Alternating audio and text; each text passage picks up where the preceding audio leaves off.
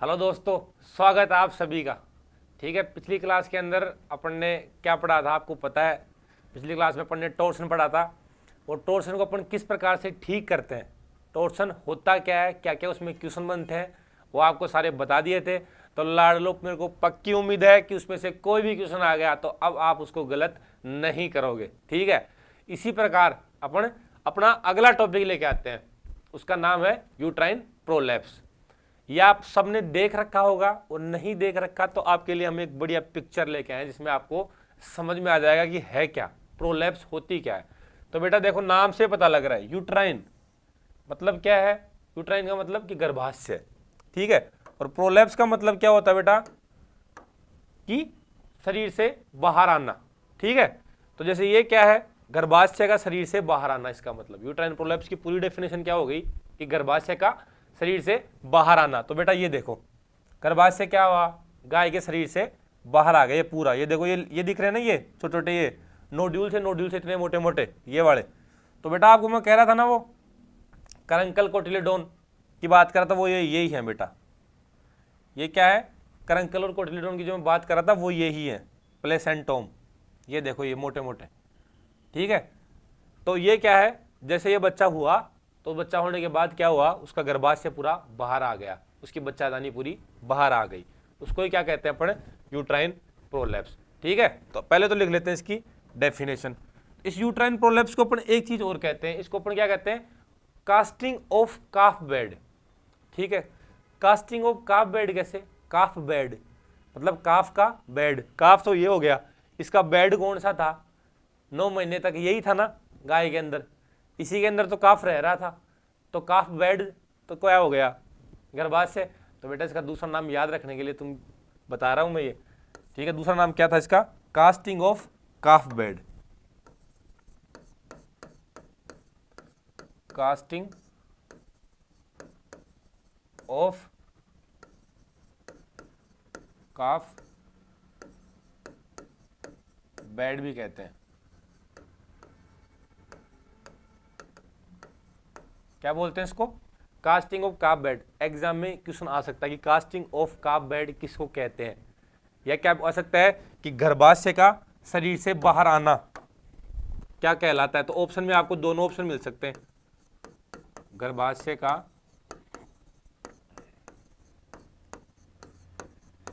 शरीर से बाहर आना। ठीक है, इसको अपन क्या बोल सकते हैं, ऑप्शन में आपको क्या दे देंगे, गर्भाशय का शरीर से बाहर आना दे देंगे। क्वेश्चन ऑप्शन में क्या दे देंगे कि uterine prolapse, casting of calf bed. A और बी दोनों, दोनों इन में से कोई नहीं। तो क्या कर देना आपको, ए और बी दोनों। आपको दोनों नाम मैं आपको यही बता दिए हैं। अब इसके क्या क्या कारण हो सकते हैं। तो बेटा शरीर में क्या होता है, कैल्शियम, फॉस्फोरस, ये बाकी जितने भी मिनरल होते हैं उनकी कमी हो जाती है ना शरीर के अंदर, तो क्या होता है ये बाहर आ जाता है। कैल्शियम क्या करता है, इनमें संकुचन करवाता रहता है। ठीक है, तो संकुचन होता रहता रहेगा ना, तो बेटा बाहर नहीं आएगा ये। ठीक है, तो जब मिनरल की कमी हो जाती है ना तो भी बाहर आ जाता है। कई बार क्या ये वंशानुगत होता है। वंशानुगत क्या हो गया कि अगर इसकी माँ के अंदर पाया जा रहा है ना काफ यूट्राइन प्रोलैप्स, तो उसकी बच्ची के अंदर भी पाया जा सकता है।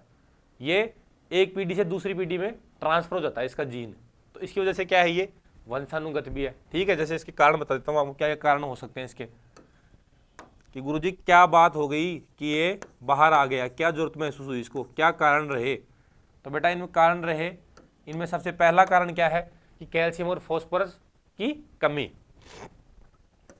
कैल्शियम, फॉस्फोरस, या कह सकते हैं अपन मिनरल्स की कमी। पहली चीज तो ठीक है। दूसरा आपको क्या बताया कि वंशानुगत हो सकते हैं, हेरिडेटरी हो सकते हैं, कि एक पीढ़ी से अगर उसकी माँ में हो रहा तो उसकी बेटे में भी होगा, बेटे में हो रहा तो उसके पोते में भी होगा। तो ये क्या हो सकते हैं, वंशानुगत हो सकते हैं,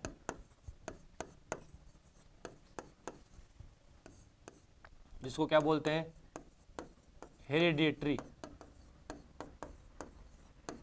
ठीक है, क्या हो सकते हैं ये, वंशानुगत हो सकते हैं, हेरिडेटरी हो सकते हैं। ठीक है, तीसरा क्या हो सकता है कि बेटा जानवरों को ज्यादा खिला देंगे ना अपन, तो क्या होगा, उसकी वजह से भी कई बार बाहर आ जाता है।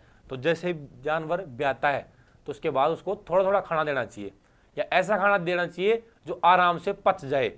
ऐसा खाना नहीं देना चाहिए जो आराम से पचे भी नहीं, लंबे समय तक पेट में पड़ा रहे और पेट फूलता रहे। तो पेट फूलता रहेगा तो इस पर प्रेशर पड़ेगा, ये बाहर आ जाएगा। ठीक है, तो क्या है अगला क्या पॉइंट लिखेंगे अपन इसमें, तीसरा कारण कि जानवरों को ज्यादा खिला देते हैं, उसकी वजह से भी हो जाता है। जानवरों को ज्यादा खिलाना, उसकी वजह से क्या हो जाता है, गर्भाशय शरीर से बाहर आ जाएगा। ठीक है, चौथा क्या, ईस्ट्रोजन युक्त आहार। अगर अपन ईस्ट्रोजन युक्त आहार खिला रहे हैं, जैसे क्या हो गया बरसीम, बरसीम का नाम आपने सुना होगा, बरसीम का जो बेटा बरसीम होती है, अपने इधर तो राजस्थान वाले एरिया में ज़्यादा पता नहीं खिलाते हैं नहीं खिलाते, बाकी हरियाणा वाले इलाके में बहुत खिलाते हैं बरसीम, वहाँ बहुत होती है। ठीक है, तो वो जानवरों को आप रेगुलर खिलाते हो, ज़्यादा मात्रा में खिला रहे हो ना, तो इस बरसीम के अंदर ईस्ट्रोजन पाया जाता है। ठीक है, तो वो क्या करेगा, वो ज़्यादा खिलाओगे तो ये गर्भाशय से बाहर आ जाता है। उसमें क्या होता है कि अगर एनिमल प्रेग्नेंट है, तो कई बार बेटा कहते हैं ना कि प्रेग्नेंट के अंदर भी बाहर आने लग जाता है या दिखाई देने लग जाता है, तो वो भी किस वजह से हो जाता है कि उसका, आप पूछ लो उसको कि आप इसको खिला क्या रहे हो सकता है उसने ऐसा पदार्थ खिला रखा है या ऐसा कोई फूड खिला रखे हैं जिसमें ईस्ट्रोजन पाया जाता हो, जैसे बताया ना आपको बरसीम।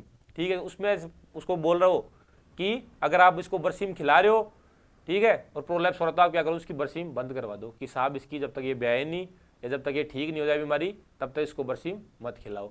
तो चौथा कारण क्या हो सकता है कि ईस्ट्रोजन युक्त आहार खिलाना। ठीक है, ईस्ट्रोजन युक्त आहार। ठीक है, ईस्ट्रोजन की मात्रा अधिक हो जाएगी ना, तो क्या बेटा क्या होगा, बाहर आ जाएगा। तो इसका अपन क्या लिखेंगे इसके अंदर कि बेटा ये क्या हो गए, इसके कारण हो गए।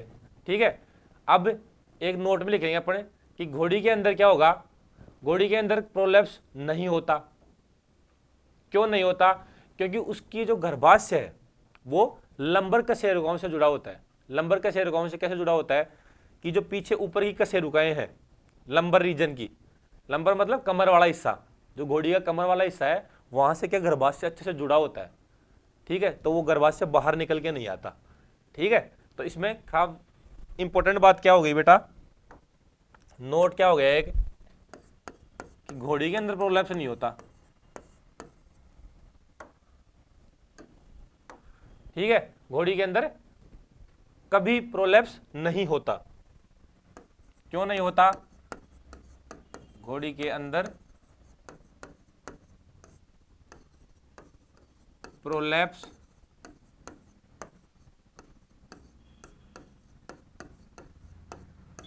नहीं होता। ठीक है, क्यों, क्योंकि घोड़ी के अंदर गर्भाशय लंबर कशेरुकाओं से जुड़ा रहता है। ठीक है, क्योंकि घोड़ी के अंदर गर्भाशय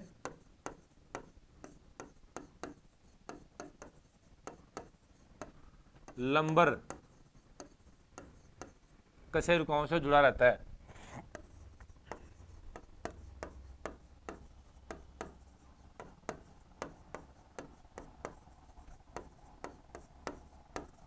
अब वो कैसे हो गया गुरुजी, ठीक है, अब मान लो गर्भाशय एक तो क्या हुआ, सिर्फ साइड में से जुड़ा हुआ हो, जैसा कल आपको डायग्राम दिखाया था ना मैंने कि गर्भाशय में टोर्सन के पहले कि नॉर्मल ऐसे रहता है गर्भाशय, एक साइड इधर से जुड़ा रहता है, एक साइड इधर से जुड़ा रहता है। अब घोड़ी के अंदर क्या है बेटा, घोड़ी के अंदर मान लो लंबर कशेरुकाएं जो कमर की कशेरुकाएं हैं। ठीक है, क्योंकि कमर के नीचे ही तो होता है गर्भाशय, तो अगर मान लो वहां ऊपर से और जुड़ा हुआ हो, यहां से और जुड़ गया, ठीक है, तो अब तो बताओ हिलेगा ही नहीं है, ना तो ये बाहर आएगा और ना ही इसका घूमने का मौका मिलेगा। इसको इतना घूमने आसान नहीं है, क्योंकि अगर एक तो इधर हो एक इधर हो, सिर्फ ये दो ही मिले, ठीक है, अगर ये सिर्फ दो ही मिल रहे हैं तो क्या है कि चांसेज हैं कि ये क्या हो, घूम जाए या फिर क्या हो, बाहर निकल जाता है। लेकिन बेटा अगर यहां से और जुड़ गया, लंबर के कशेरुकाओं से और जुड़ गया, यहाँ पे ऊपर की साइड मान लो लंबर के कशेरुकाओं से और जुड़ गया, ठीक है, तो क्या होगा, कशेरुकाएं क्या होती है, अपनी वर्टिब्री होती है ना बेटा ये कमर की, उन्हीं से, तो ये यहाँ से जुड़ गया, तो अब बताओ ये बाहर कैसे आएगा। अब बाहर आना इतना आसान नहीं है, और घोड़ी के अंदर गर्भाशय घूमता भी नहीं है, इसका एक ये भी रीजन है। मैंने बताया था ना कि घोड़ी के अंदर तो रेयर पाया जाता है टोर्सन, यूट्राइन टोर्सन। क्यों बताया था? क्योंकि घोड़ी के अंदर एक ये लंबर का शेर कौन से और जुड़ा रहता है गर्भाशय से, तो क्या होगा, ये इजीली ना तो इधर घूम पाएगा ना ही इधर घूम पाएगा, क्योंकि ये देखो यहाँ एक एक्स्ट्रा जुड़ रहा है ना। तो बेटा ये ध्यान रखना है। समझ में तो आ गया ना आपको? अरे उम्मीद है समझ में सबको आ गया होगा। ठीक है, तो पूछ ले कि कहाँ पे घोड़ी के अंदर कम क्यों पाया जाता है, तो क्यों बता दोगे आप कि गर्भाशय कहाँ जुड़ा होता है, लंबर का सिरकाओं से। और खास बात क्या ध्यान रखनी है कि किस जानवर के अंदर प्रोलैप्स नहीं पाया जाता, तो क्या कर दोगे आप, घोड़ी के अंदर। ठीक है, अब बेटा ये तो पढ़ लिया, चलो ठीक है गुरुजी आपने ये बात तो समझा दी, हमें समझ में भी आ गई। अब आप ये बता दो कि इसका उपचार क्या है, अपन इसका क्या ट्रीटमेंट करेंगे। ठीक है, तो पहले तो क्या करेंगे, यूट्रस को अपन वापस अंदर से खेलेंगे हाथों से, उसको बढ़िया साफ करके क्या करेंगे, सबसे पहले तो अपन उपचार के अंदर, उपचार कि यूट्रस को वापस सुरक्षित अंदर ढालना। सुरक्षित अंदर ढालने का क्या मतलब बेटा, सबसे पहले तो ये लिख लो आप कि यूटेरस को वापस सुरक्षित अंदर ढालना।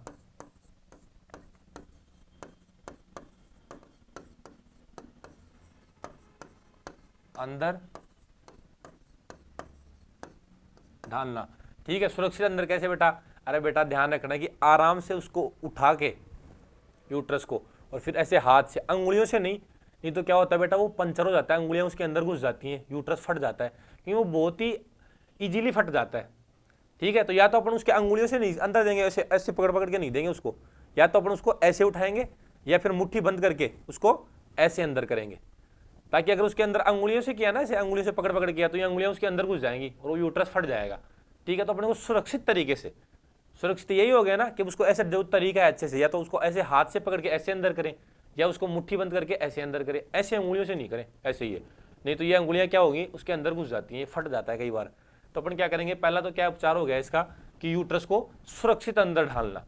ठीक है, अब अंदर तो ढाल रहे हैं गुरुजी, लेकिन एक बात क्या करेंगे, उससे पहले अंदर ढालने से पहले उसको अच्छी तरह उसकी सफाई करेंगे, उसकी क्लीनिंग करेंगे। उसके ऊपर क्या होता है, वो बाहर आ जाता है तो उसके अंदर मिट्टी लग जाती है, तो बेटा मिट्टी लग जाएगी तो क्या हो जाएगा, उसको इन्फेक्शन हो जाएगा।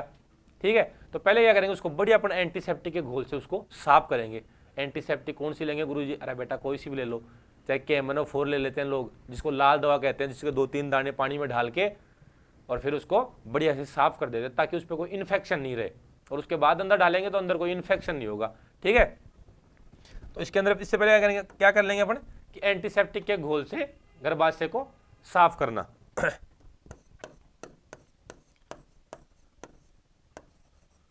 एंटीसेप्टिक के घोल से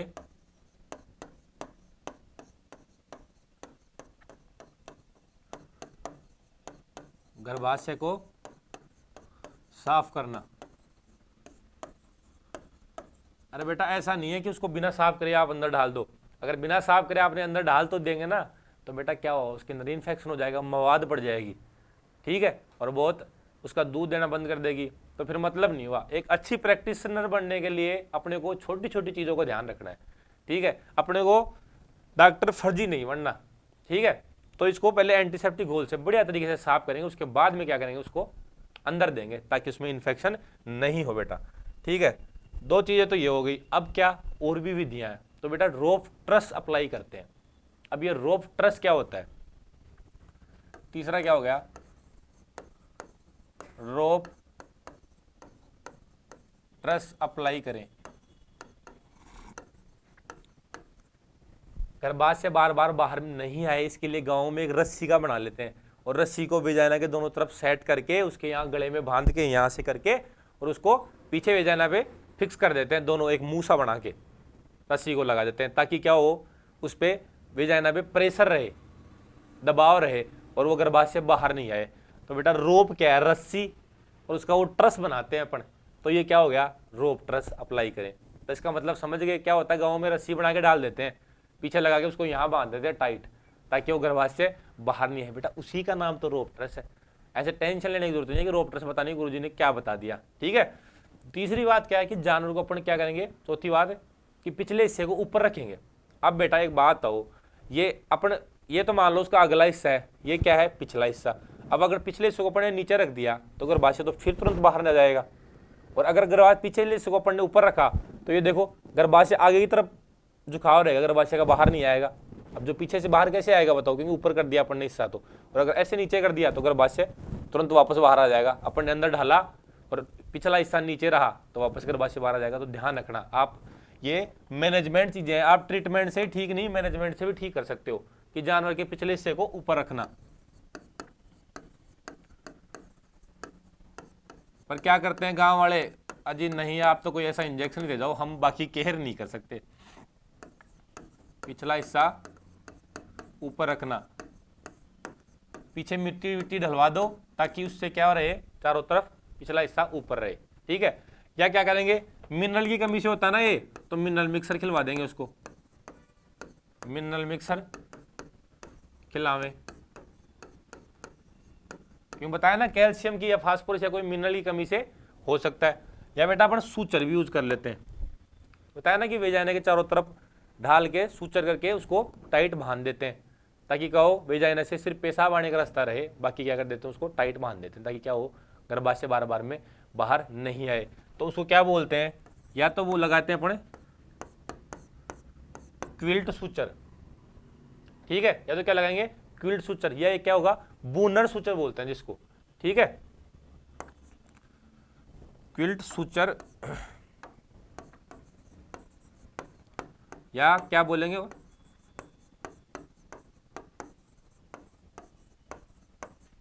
बूनर सूचर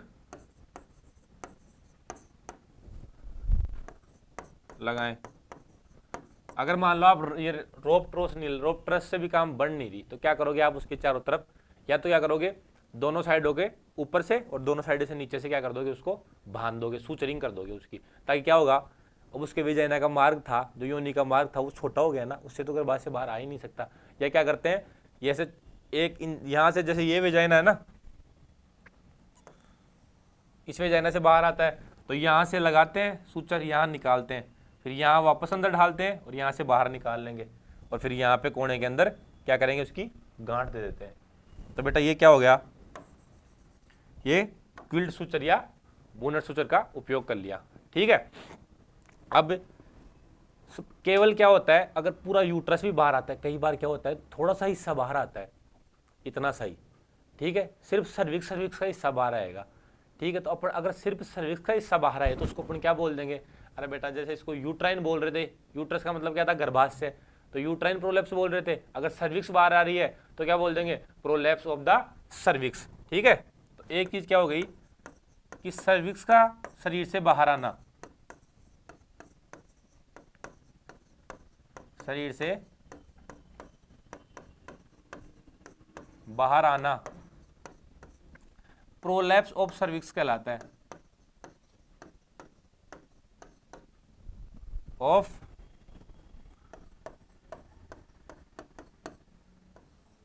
सर्विक्स कहलाता है। क्योंकि कई बार क्या होता है थोड़ा हिस्सा बाहर आता है, पूरा हिस्सा बाहर नहीं आता। ठीक है, तो उसको अपन क्या कह देंगे, प्रोलैप्स ऑफ सर्विक्स की सिर्फ सर्विक्स बाहर आई है।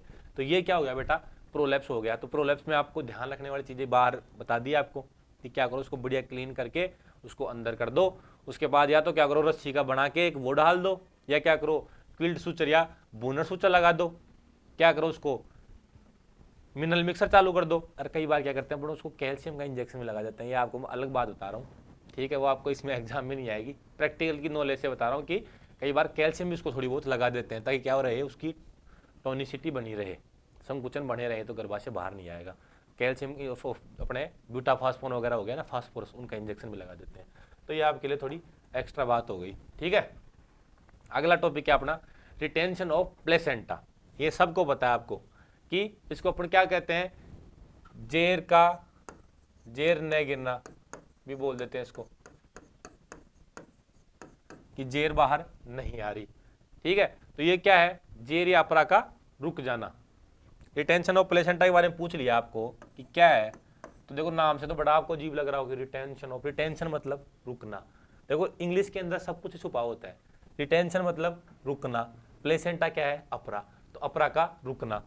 ये लो, यही डेफिनेशन हो गई इसकी, अपरा या जेर का रुक जाना, वो बाहर नहीं आती। ठीक है, तो इसको अपराय जेर का रुक जाना को क्या बोल देते हैं? Retention of placenta. ठीक है, तो बेटा क्या होता है, आपको मैंने पहले बताया कि सामान्यतः प्रसव के 8 से 12 घंटे के बाद अंदर अंदर है ना क्या होगी, जेर गिर जाएगी। कि 8 से 12 घंटे होंगे उसके आसपास क्या होती है, जेर गिर जाती है। अगर 12 घंटे तक जेर नहीं गिरी, या कितना 24 घंटे तक, अपन क्या करते हैं 8 से 12 घंटे तक नॉर्मल गिर जाती है, लेकिन अपन क्या करेंगे 24 घंटे तक वेट कर लेंगे मैक्सिमम। कि अगर 24 घंटे तक भी नहीं गिर रही तो फिर उसको अपन क्या कह देते हैं कि आरओपी कहते हैं। ये क्या हो गया, इसको रिटेंशन ऑफ प्लेसेंटा हो गया। ठीक है, तो अपन क्या लिख देंगे इसमें कि सामान्यतः प्रसव के 8 से 12 घंटे के अंदर अपराय जेर गिर जाती है। ठीक है, सामान्यतः प्रसव के 8 से 12 घंटे के अंदर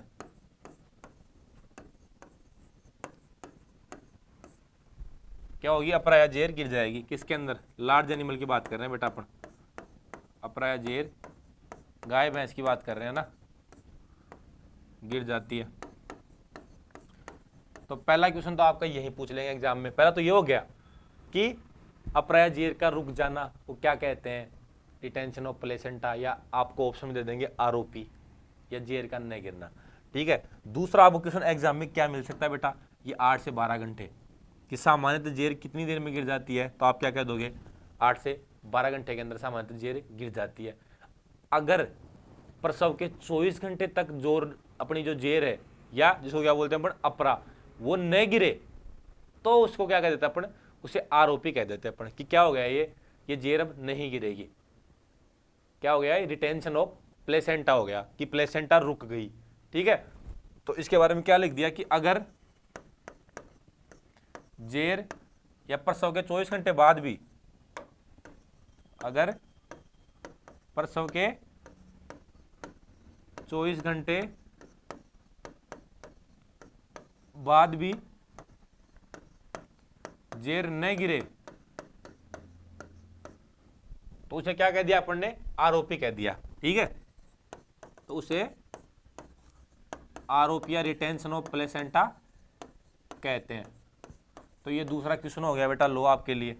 क्या हो गया कि एग्जाम में पूछ लेंगे कि आरओपी कितने घंटे बाद मानी जाती है, या रिटेंशन ऑफ प्लेसेंटा जेर के कितने घंटे न गिरने को कहा जाता है, तो बेटा 24 घंटे। अगर 24 घंटे तक जेर नहीं गिरे तो समझ जाओ कि क्या हो गया उसको, अब जेर नहीं गिरेगी। वो किसके अंदर आ गई, रिटेंशन ऑफ प्लेसेंटा आ गया, जेर का न गिरना के अंदर आ गया। फिर आपको उसका या तो कोई ट्रीटमेंट करके या हाथ से वो निकालना पड़ेगा, वो आपको हम आगे बताएंगे। ठीक है, अब इसके अंदर क्या हो गया, ये तो हो गई मेन कहानी। इसके अंदर हो गए 3 क्वेश्चन आपके, ठीक है, जो आपको मैंने बता दिए। अब इसके अंदर क्या पढ़ेंगे अपने, जेर की गिरने की क्रिया, कि जेर गिरती कैसे है। गुरुजी ये जेर आप कह रहे हो 8 से 12 घंटे के अंदर गिर जाती है, तो कैसे गिर जाती है 8 से 12 घंटे के अंदर, ऐसा क्या हो जाता है कि 8 से 12 घंटे के अंदर गिर गई। तो बेटा अभी बताएंगे हम आपको कि क्या हो जाता है। जेर गिरने की क्रिया,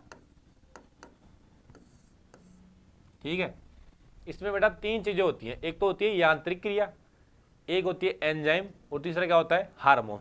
ठीक है, 3 चीजें होती है इसमें। अभी आपको बता दें 3 चीजें क्या क्या होती हैं।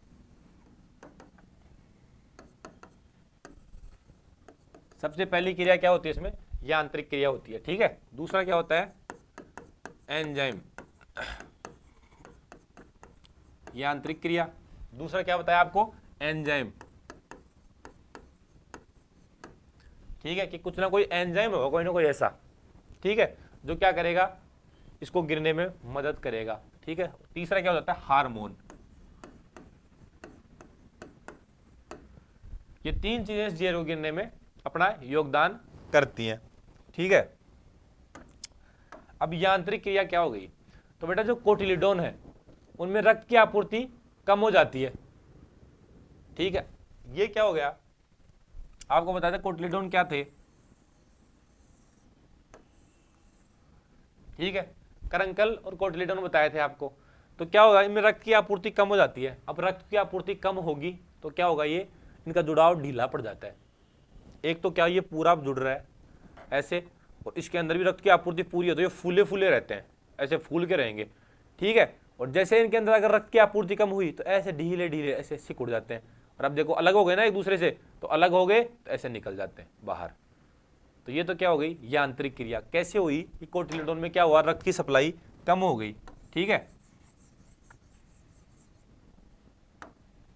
तो पहला यांत्रिक क्या होगा, कोटिलिडोन में रक्त आपूर्ति कम हो जाती है, जिससे क्या होगा, जिससे वो ढीला पड़ जाएगा। कोटिलिडोन में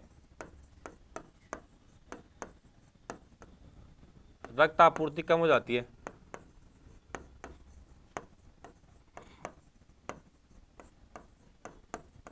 कम हो जाती है, जिससे क्या होगी, वो पूरी अपरा है ना, वही क्या होगा, उसका जुड़ाव ढीला हो जाता है। ठीक है, कम हो जाती है, उससे जुड़ाव ढीला पड़ जाता है।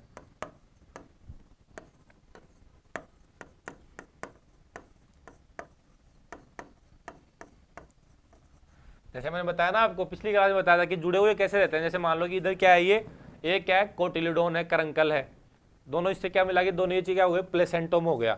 ठीक है, एक क्या होता है कोटिलिडोन, दूसरा क्या होता है करंकल। करंकल क्या माँ का हिस्सा होता है, कोटिलिडोन बच्चे का। तो ये आपस में ऐसे टाइट जुड़े रहते हैं, जिसमें रक्त की आपूर्ति तीव्र होती है ना, उस टाइम जब क्या होता है, जब बच्चा अंदर पल रहा होता है तब इनमें क्या रक्त की आपूर्ति तीव्र होती है, तो ये ऐसे फूले हुए रहते हैं एकदम। और जैसे वो बच्चा तो बाहर आ जाता है, फिर क्या होगा, जैसे बच्चा बाहर आया तो क्या होगा, रक्त की आपूर्ति कम हो जाती है। और रक्त की आपूर्ति कम हो जाएगी तो ये कैसे, ऐसे हो जाएंगे ढीले, और ढीले होते क्या हो जाएंगे, अब देखो ढीला हो गया ना यहाँ से, तो यहाँ से निकल के आराम से बाहर आ जाएगा। ठीक है, तो ये तो क्या होगी, इसकी यांत्रिक क्रिया हो गई रक्त की आपूर्ति कम होने से। अब एंजाइम आ गया कि बेटा प्रसव के बाद एक एंजाइम होता है कोलेजिनेज। ठीक है, वो एंजाइम क्या करता है, जेर के गिरने में मदद करता है। वो कोलेजिनेज एंजाइम क्या करता है, वहां जाके जहाँ जुड़ाव होता है वहां क्रिया करता है और उसको जेर को बाहर निकालने में मदद करता है। कौन सा एंजाइम, कोलेजिनेज। ठीक है, तो क्या लिख देंगे, प्रसव के बाद कोलेजिनेज एंजाइम जेर को बाहर निकलने में मदद करता है।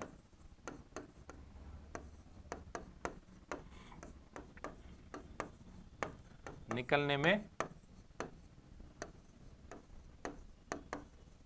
मदद करता है।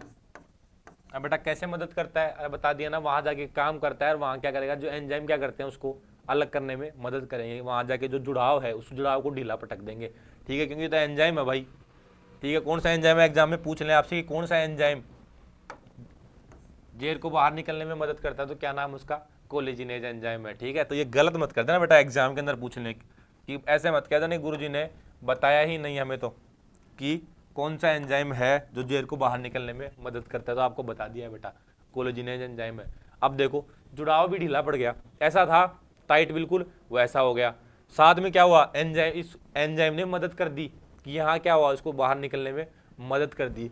अब क्या है, अब काम है हार्मोन का, कि कौन कौन से हार्मोन आपको बताया था मैंने, कि जो ऑक्सीटोसिन हार्मोन है, या जिसको क्या बोलते था प्रोस्टाग्लैंडिन हार्मोन है, पीजीएफ-12 हार्मोन है, ये क्या करते हैं, गर्भाशय के संकुचन बनाए रखते हैं। और गर्भाशय में संकुचन बनाए रखेंगे ना, तो ये जुड़ाव ढीला पड़ रहा था, वो गर्भाशय में संकुचन होता रहेगा तो ये बाहर निकल जाएगा। ठीक है, ये ऐसी थी, ये बाहर निकल जाएगी। ठीक है, तो क्या होगा, हार्मोन कौन कौन से, कि ऑक्सीटोसिन और प्रोस्टाग्लैंडिन हार्मोन क्या करेंगे, गर्भाशय का संकुचन कराते हैं। तो गर्भाशय का संकुचन होगा ना बेटा, तो ये जुड़ाव ढीली पड़ चुका है इसके अंदर, ऑक्सीटोसिन और दूसरा हार्मोन कौन सा, प्रोस्टाग्लैंडिन हार्मोन गर्भाशय का संकुचन करवाते हैं।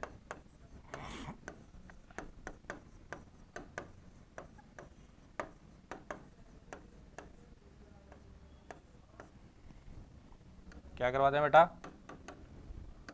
गर्भाशय का संकुचन कराते हैं। तो अब संकुचन से क्या होगा, जो ये ढीली पड़ी जेर है ऐसे ढीली हो गई ना रक्त आपूर्ति कम की वजह से, और कोलेजिनेज एंजाइम काम कर रहा है, तो अब क्या होगा, संकुचन होगा जैसे से, गर्भाशय में, तो ये ऐसे बाहर निकल जाएगी।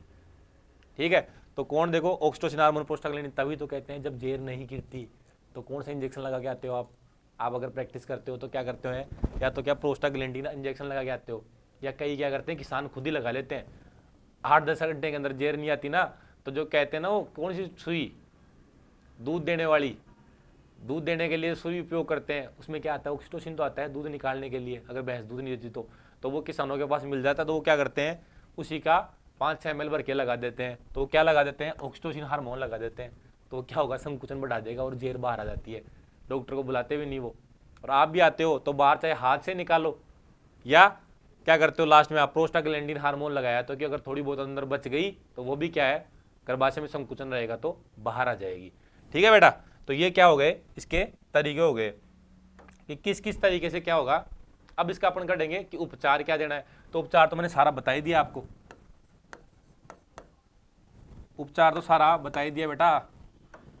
अब कहोगे गुरुजी कब बता दिया, तो बातों बातों में बता तो दिया। या तो क्या करेंगे अपन उसको कि हाथ डाल कर क्या कर देंगे, उस जेल को बाहर निकाल देंगे, जिसको क्या बोलते हैं मैनुअली रिमूव कर दिया। ठीक है, हाथ डालकर बाहर निकालना, जेर बाहर निकालना।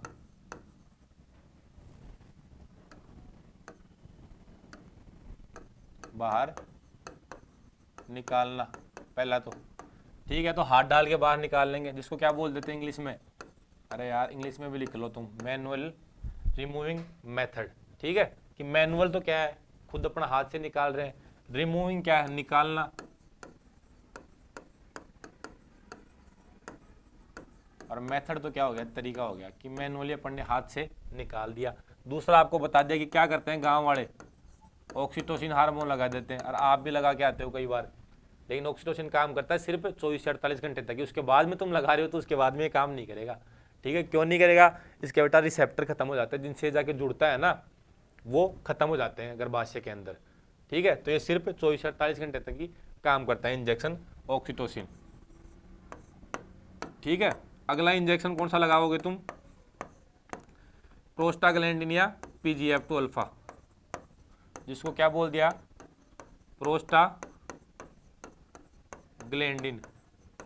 अगर भैंस है तो आप क्या करते हो, 2 ml का आता है ये, 2 ml पूरा का पूरा लगा देते हो, तो क्या होगा, वो जेर में गर्भाशय में संकुचन होगा और जेर क्या होगी, बाहर आ जाएगी। ठीक है, तो ये क्या हो गया ये सारी समस्याएं थी जो आपको हमने बताई कि अगर रिटेंशन ऑफ प्लेसेंटा हो गया तो आप किस प्रकार से इसको ठीक करोगे। कौन सा बेटा एग्जाम में से क्वेश्चन आते हैं कि आपको एग्जाम मिल जाएगा कि आरोपी का उपचार है, तो उसमें ऑप्शन मिल जाएगा injection oxytocin, injection PGF2 alpha, या हाथ से डालकर निकालना, और चौथा मिल जाएगा निम्न सभी। तो आपको क्या कर देना है, सभी कर देना है।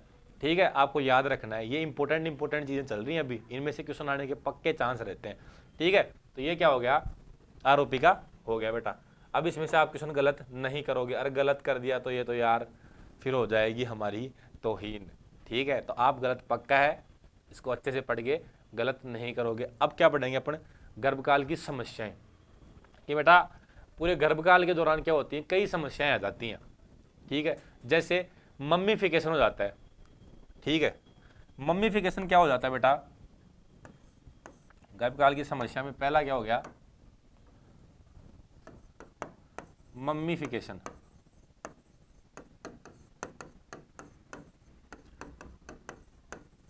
इसको क्या बोल देते हैं कि जो गर्भ है अंदर, जो बच्चा पल रहा है अंदर, वो क्या हो जाता है, सूख जाता है।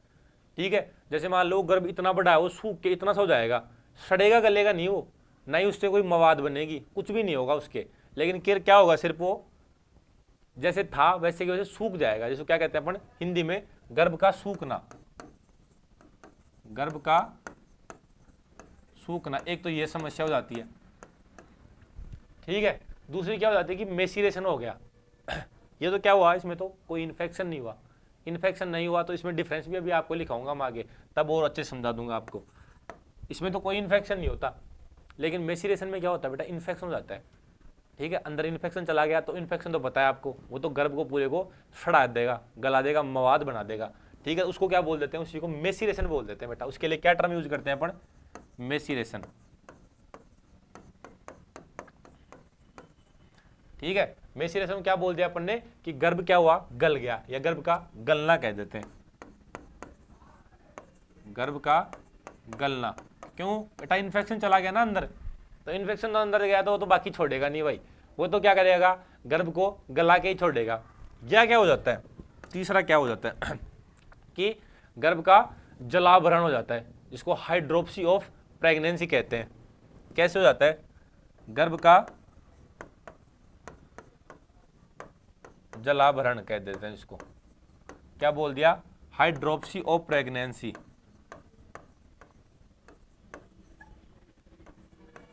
Of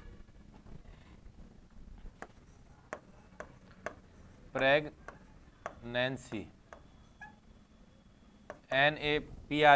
PREGNANCY। ठीक है, इसको भैया ढंग से लिख लेना, इसकी कहीं तुम गलत मत लिख लेना। ठीक है, गर्भ का जलावरण क्या हो जाता है, इसमें बेटा क्या होता है, जब बच्चा पल रहा होता है, तो आपको बताया था ना मैंने कि दो जगह तरल पदार्थ भरा हुआ मिलता है, किसमें, एमनियोटिक फ्लूइड, एमनियोटिक केविटी के अंदर, और दूसरा क्या कहा था कि एलेंटोइक केविटी के अंदर फ्लूइड बताया था, जिसको क्या कहा था अपन ने, एलेंटोइस फ्लूइड। देखो पीछे आपको डायग्राम समेत समझाया था मैंने, ऐसे मत कह देना आपकी गुरुजी समझाया नहीं। ठीक है, तो बेटा अगर उस इन दोनों में ए, अगर उसकी एलेंटोइक केविटी के अंदर नॉर्मल जो फ्लूइड जो तरल पदार्थ भरा होता है उससे भी ज्यादा बढ़ जाए, या बहुत ज्यादा मात्रा में बढ़ जाए, तरल पदार्थ तो पाया जाता था, मैंने आपको बताया था एलेंटोइस केविटी के अंदर, जिसको अपन ने क्या कहा था, एलेंटोइस फ्लूइड कहा था। लेकिन उस फ्लूइड में नॉर्मल तो क्या होता है, कम होता है, लेकिन अगर उसके अंदर खूब ज्यादा मात्रा के अंदर फ्लूइड बढ़ जाए और बहुत ज्यादा मात्रा के अंदर फ्लूइड इकट्ठा हो जाए, है जल इकट्ठा हो जाए, तो उसको क्या कहेंगे अपन, हाइड्रो एलेंटोइस कहेंगे। तो देखो गर्भ का जलावरण हो गया ना, हाइड्रो एलेंटोइस। और अगर नॉर्मल एमनियोन के अंदर जितना फ्लूइड भरा होता है, एमनियोटिक केविटी के अंदर, जिसको क्या कहा था अपन ने, एमनियोटिक फ्लूइड कहा था, नॉर्मल भरा होता है उससे भी ज्यादा भर जाए, ठीक है, या बहुत ज्यादा मात्रा में बढ़ जाए, तो उसको क्या कह देंगे अपन, हाइड्रो एमनियोन कह देंगे। हाइड्रो मतलब पानी, और एमनियोन मतलब किसी एमनियोन के अंदर, कि एमनियोन के अंदर क्या हो गया, जल का जलाभरण, कि जल भर गया भाई, इसका हिंदी का मतलब क्या हो गया कि इसके अंदर जल भर गया। तो इसको क्या कह दिया अपन ने, हाइड्रो एमनियोन, इसको क्या कह दिया अपन ने, हाइड्रो एमनियोन। ठीक है, तो ये दो कंडीशन हो गई जलाभरण की। अगर एग्जाम में पूछ लें कि निम्न में से गर्भ का जलाभरण की कंडीशन है कौन कौन सी, एक तो हाइड्रो एलेंटोइस, दूसरी क्या है, हाइड्रो एमनियोन। ठीक है, तो ये क्या है, ये गर्भ की समस्या है। गर्भ के दौरान ये समस्या आती है कि या तो क्या हुआ, वो बच्चा अंदर ही सूख गया, बच्चा क्या हो गया, सूख गया, या क्या हुआ, उस बच्चे के अंदर इन्फेक्शन हो गया और बच्चा गल गया, सड़ गया, मवाद बन गई उसकी, या क्या हो जाएगा कि गर्भ के अंदर जो दोनों पानी भरा हुआ है, जिसको मैंने क्या था, एलेंटोइक फ्लूइड और एमनियोटिक फ्लूइड, तो वो दोनों क्या हुए, उनके अंदर पानी और भर गया, तो ये समस्या आ गई। ठीक है, अब अपन क्या पढ़ेंगे, दोनों में डिफरेंस। सबसे पहले तो कि मम्मीफिकेशन क्या होता है और मेसिरेशन क्या होता है।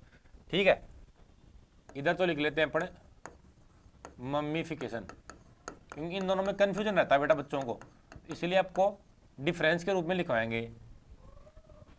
इधर क्या होता है, मेसिरेशन। हिंदी भी चाहे तुम लिखना चाहो तो लिख लो, कहीं बाद में कहो कि गुरुजी मम्मीफिकेशन ऐसे लिख लो, चाहे आपको कुल मिला के याद रहना चाहिए बस चीज सारी, भूलनी नहीं है। मेसिरेशन, ठीक है, आपको चीजें याद रहनी चाहिए भाई, चाहे इसका ऐसे हिंदी में लिख लो, कोई दिक्कत नहीं है वो। अब इन दोनों में डिफरेंस क्या है, तो बेटा मम्मीफिकेशन में क्या होता है कि भ्रूण को रक्त आपूर्ति बंद हो जाती है। अब भ्रूण को रक्त आपूर्ति बंद हो जाएगी ना, तो वो क्या होगा, भ्रूण मर तो जाएगा। अब देखो रक्त आपूर्ति तो चाहिए भ्रूण को, अगर रक्त आपूर्ति बंद होगी तो पोषण कहाँ से लेगा, ऑक्सीजन कहाँ से लेगा, तो बेटा भ्रूण को रक्त आपूर्ति बंद हो गई, ठीक है, तो क्या हो जाएगा, भ्रूण मृत हो जाएगा। तो पहला इसमें कैसे ये मम्मीफिकेशन हुआ कैसे, कि किसमें क्या हुआ, भ्रूण को रक्त आपूर्ति बंद होने से, भ्रूण को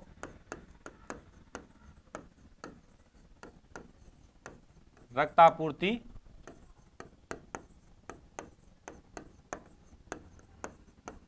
बंद होने से, ठीक है, क्या हुआ, भ्रूण को रक्त आपूर्ति बंद हो गई, बेटा रक्त आपूर्ति बंद होगी तो भ्रूण क्या हो जाएगा, मरेगा ही मरेगा। कोई इन्फेक्शन तो नहीं हुआ, मरा क्यों, क्योंकि इसमें रक्त आपूर्ति बंद हो गई। इसमें क्या हुआ, मेसिलिस में जो मवाद बनाने वाले जीवाणु होते हैं ना, वो गर्भाशय में प्रवेश कर जाते हैं, ठीक है। मवाद बनाने वाले जीवाणु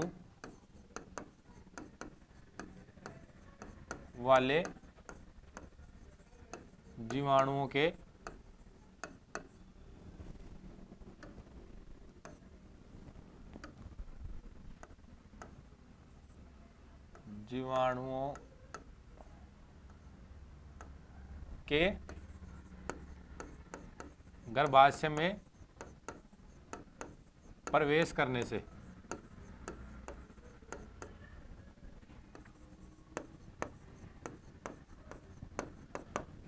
बेटा प्रेगनेंसी चल रही है, जब एनिमल क्या है, ज्ञाबिन है, उस दौरान क्या हुआ कि जो मवाद बनाने वाले जीवाणु है वो क्या हुए, गर्भाशय में प्रवेश कर गए। अब गर्भाशय में वो किसी भी तरीके से प्रवेश कर सकते हैं, हो सकता है कि सर्विक्स क्या हो जाए, थोड़ी बहुत बीच में खुल जाए, ठीक है, तो सर्विक्स खुलेगी तो भी अंदर घुस सकते हैं, या ब्लड के माध्यम से भी जा सकते हैं, ठीक है, कई माध्यम है जिसकी वजह से क्या सकते हैं, ये गर्भाशय के अंदर मवाद बनाने वाले जीवाणु घुस जाएंगे। अब बेटा ये घुस गए तो क्या करेंगे, ये तो खेल ही रचाएंगे अपना, ये तो मवाद ही उस भ्रूण को सड़ा देंगे, गला देंगे, मवाद बना देंगे उसकी, ठीक है।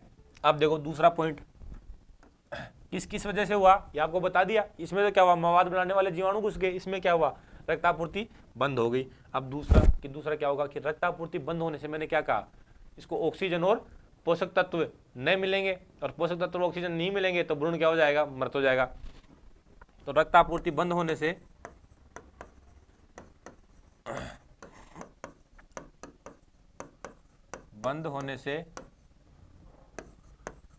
पोषक तत्व और ऑक्सीजन, ठीक है, क्या क्या नहीं मिलेगा इसको, पोषक तत्व और ऑक्सीजन नहीं मिलने से पोषक तत्व व ऑक्सीजन न मिलने से भ्रूण का मृत होना। अब बताओ, अगर रक्त आपूर्ति हो गई बंद, पोषक तत्व मिल नहीं रहे, ऑक्सीजन मिल नहीं रहे, अरे ये क्या करेगी, ऑक्सीजन तो ले लेता है और CO2 जो अंदर बनती है, मैंने बताया था ना कि वापस माँ को दे देता है। अपशिष्ट पदार्थ इस भ्रूण के अंदर बन रहे होते हैं, उनको भी क्या करता है, वो निकाल के शरीर से प्लेसेंटा के माध्यम से क्या करता है, माँ को दे देता है। अब बताओ, रक्त आपूर्ति बंद हो गई तो क्या होगा, गड़बड़ हो गई, पोषक तत्व भी नहीं मिलेंगे, ऑक्सीजन भी नहीं मिलेगी। अरे बिना ऑक्सीजन पोषक तत्व अपन ही जिंदा नहीं रह सकते, भ्रूण कैसे जिंदा रहेगा, तो क्या हो जाता है, भ्रूण मर जाता है बेटा, और फिर मर के क्या उसको जो है सूख जाता है। इधर क्या हो रहा है, इधर जीवाणु का भ्रूण को गलाकर, ठीक है, उसको मृत भ्रूण से मवाद बन जाती है। इसमें क्या हो जाएगा, जीवाणुओं का भ्रूण को गलाकर, क्योंकि ये तो भाई जीवाणु ही कैसे हैं, मवाद बनाने वाले हैं, ये तो क्या करेंगे, ये तो इन्फेक्शन कर देंगे ना, तो फिर क्या करेंगे, तो सीधे भ्रूण को मार देंगे, उसको गला देंगे। और अब अगर भ्रूण को मार दिया, उसको गला दिया, तो गलाकर क्या कर दिया, मृत भ्रूण से मवाद बना दी, मृत भ्रूण से मवाद बना देते हैं।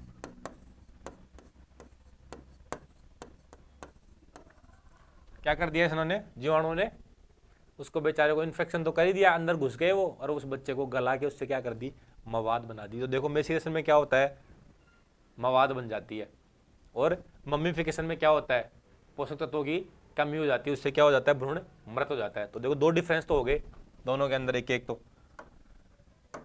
ठीक है। अब तीसरा डिफरेंस, अगला डिफरेंस लेके आते हैं आपके लिए, दोनों के अंदर, मम्मीफिकेशन और मेसिलेशन के अंदर। तो बेटा मम्मीफिकेशन के अंदर क्या होता है कि यहाँ भ्रूण सूख जाता है, मैंने आपको बताया ना क्या होता है, भ्रूण सूखा होता है, तो बेटा भ्रूण सूख जाएगा तो भ्रूण कैसा हो जाएगा, छोटा हो जाएगा या सिकुड़ा हुआ महसूस होगा, ठीक है। तो इसमें क्या कहा था अपन ने, भ्रूण सूख जाता है,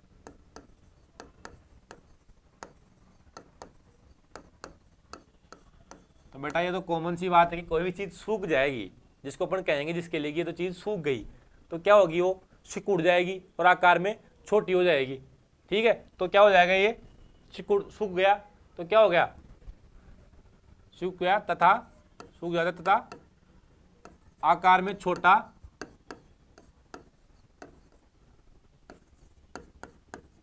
व सिकुड़ा हुआ महसूस होता है।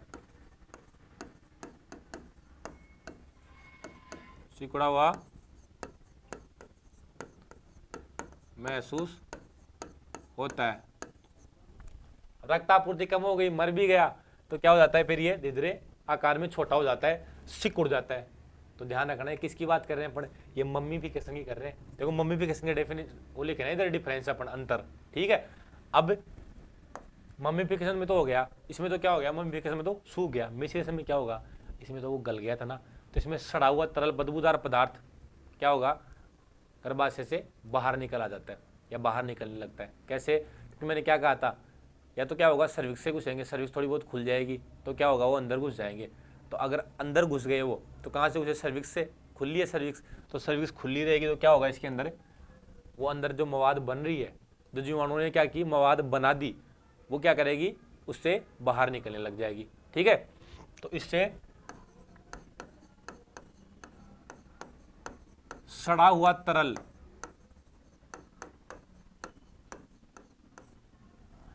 सड़ा हुआ तरल क्या है बेटा, मवाद ही तो क्या हुआ, सड़ा हुआ तरल हो गया। ठीक है, बदबूदार पदार्थ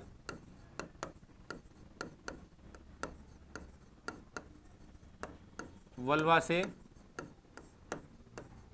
बाहर आता है।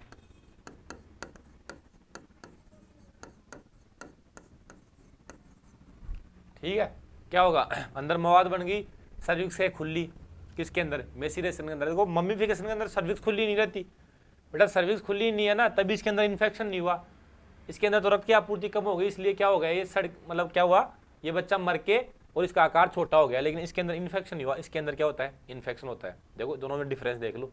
ठीक है, इसमें क्या हुआ, कोई मवाद वाद नहीं बनी है, इसमें क्या होगा, इन्फेक्शन की वजह से मवाद बन गई, उस बाहर वल्वा के जो बाहर होता है ना, योनि मार्ग से क्या होता है, बदबूदार तरल पदार्थ आने लग जाता है। ठीक है, तो पता लग जाता है कि आपको बता देगा वो ओनर, भैंस का मालिक, कि इस भैंस के तो पीछे से 6-7 महीने की गाभिन थी और इसके पीछे से तो बदबूदार पदार्थ आने लग गया। ठीक है, या उसमें ऐसा पदार्थ आता है, उसमें क्या आती है, बदबू आती है।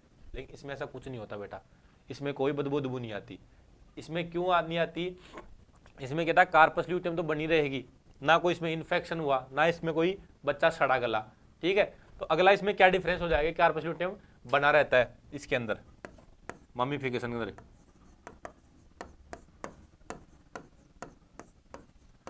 तो इसके अंदर कार्पस ल्यूटियम बना रहता है लास्ट तक। ठीक है, तो बेटा अगर कार्पस ल्यूटियम बना है, प्रोजेस्टेरोन हार्मोन स्रावित हो रहा है, तो क्या होगा, गर्भपात भी नहीं होता इसलिए। ठीक है, इसलिए गर्भपात या अबॉर्शन भी नहीं होता।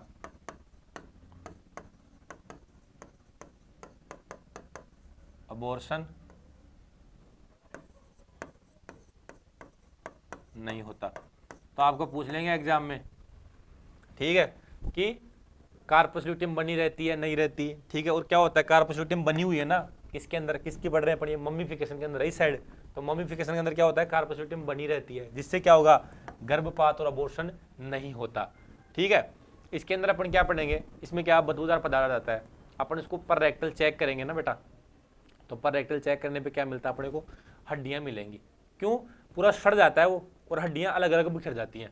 जैसे पूरा गर्भ था जिसके अंदर हड्डियां वड्डियां सब कुछ बन चुकी थी, ठीक है, तो उसके अंदर इन्फेक्शन घुसा, वो बच्चा मर गया, वो सड़ गया। अब उसको तुम पर रेक्टली चेक करोगे ना, तो आपको बच्चा नहीं मिलेगा, आपको ऐसे लगेगा कि क्या है, अंदर हड्डियां ही हड्डियां आपस में टकरा रही हैं, क्योंकि वो सड़ गया और हड्डियां क्या होगी, अलग अलग हो गई, अलग अलग हड्डियां हो गई। तो आप हाथ चेक करोगे, ऐसे हिलाओगे ना उसको, गर्भाशय को ऐसे चेक करोगे हाथ से, रेक्टम में हाथ देके, तो आपको क्या मिलेगा, ऐसे लगेगा जैसे हड्डियां आपस में टकरा रही हो।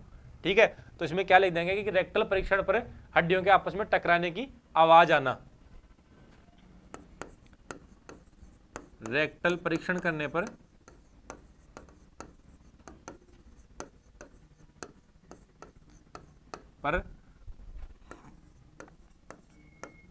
हड्डियों के आपस में टकराना महसूस होना या टकराने की टकराने क्या होना, उसमें आवाज आना, ठीक है, कि आवाज आती है। क्योंकि वो बच्चा तो क्या हुआ बेटा, सड़ गया अंदर। अब सड़ेगा तो क्या बच्चा, उसमें हड्डियां थोड़ी ना सड़ जाएंगी, हड्डियां तो मजबूत होती हैं। तो आप उसमें चेक करोगे तो ऐसे लगेगा जैसे हड्डियां आपस में टकरा रही हैं, ठीक है। तो आपको दो तरीके से पता लग जाएगा। ये तो देखो, इसको पहचाना तो बहुत ईजी हो गया कि आपको ओनर भी बता देगा, पशुपालक भी बता देगा कि ये 6-7 महीने की गैबिन थी, या पता चला आप भी चेक करके गए थे इसको कि ये तो भाई बिल्कुल गैबिन थी, इसके मौत आ रही है पीछे से, तो मतलब कोई ना कोई दिक्कत है। और फिर आप इसको रेक्टम में हाथ दे के चेक करोगे तो उसमें हड्डियां आपस में ऐसे लगेगा ना जैसे हड्डियां आपस में टकरा रही हैं। तो क्या समझ जाओगे इसमें, इसमें तो क्या हो गया, मेसिरेशन हो गया। इसमें तो बच्चे का मेसिरेशन हो गया, ठीक है। या हड्डियों को टकराने की, या अपन इसको दूसरी भाषा में क्या कहते हैं कि जो बेटा कागज के चरमराने की जैसी आवाज आती है, या इसको ब्रैकेट में ये भी लिख लो कि कागज के चरमराने जैसी आवाज।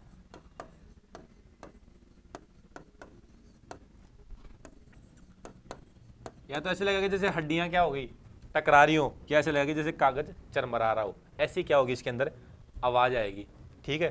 तो इसको आपको पता लग जाएगा क्या हो रखा है इसके अंदर, तो मेसिरेशन हो रखा है। और क्या होगा इसके अंदर, क्या होती है, कार्पस ल्यूटियम नष्ट हो जाती है मेसिरेशन के अंदर। इसमें तो कार्पस ल्यूटियम देखो बनी रही है, लेकिन मेसिरेशन के अंदर क्या होगी, कार्पस ल्यूटियम नष्ट हो जाती है, कार्पस ल्यूटियम नष्ट हो जाती है। तो ये आपको मैंने दोनों में डिफरेंस बता दिया, और ये डिफरेंस बहुत ही इंपॉर्टेंट है। पूछ लेंगे कि निम्न में से किस में कार्पस ल्यूटियम नष्ट हो जाती है, तो ऑप्शन में आ जाएगा आपके पास मम्मीफिकेशन, मेसिरेशन, पायोमेट्रा। पायोमेट्रा में कार्पस ल्यूटियम नष्ट नहीं होती, ठीक है। तो आपको ध्यान रखना बेटा। ये क्लास अपन आज यहीं खत्म करते हैं। आपको जो जो इंपॉर्टेंट चीज़ें थी हमने आपको बता दी हैं, ठीक है। तो अगली क्लास में मिलते हैं बेटा, तब तक आप इसको अच्छे से ढंग से याद कर लेना, समझ लेना, कोई भी क्वेश्चन गलत मत कर देना भाई, ठीक है। धन्यवाद भाई।